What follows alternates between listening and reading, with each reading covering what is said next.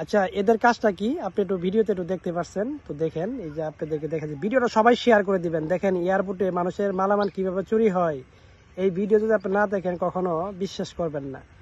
আচ্ছা, লাকেশটা এখানে ওঠানোর পরে এটা নিয়ে যাবে গন্তব্যে, তা না করে সে কি কাজটা করে আপনার এই যে দেখেন, এই লাকেশটা ইচ্ছাকৃতভাবে সে ফালায় আরেকটা লাকেশ উঠাইলো, আবার কি মনে করে ওই লাকেশটা ফালানো লাকেশটা আবার উঠাইলো।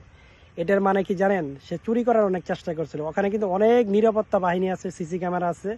হয়তো ওনারা টের পেয়ে এই কাজটা ওনারা না করে ওনারা বিরত রাখছে। তো আমি শুধু একটা কথা বলতে চাই, দেশ এবং দেশের বাইরে থেকে যারা আপনারা আসেন এবং যান, অবশ্যই এই চোরদেরকে আপনারা চিহ্নিত করবেন, তাদেরকে আইনের আওতায় নিয়ে আসবেন। আমরা অনেক কষ্ট করি যখন বিদেশ থেকে আসি, আমরা নিত্যপণ্য জিনিস নিয়ে আসি, স্বর্ণ অলংকার নিয়ে আসি, ফোন নিয়ে আসি, আমাদের গুরুত্বপূর্ণ মালামালা আমাদের লাকেজ এবং ব্যাগে আমরা বহন করে আমরা বিমানে নিয়ে আসি।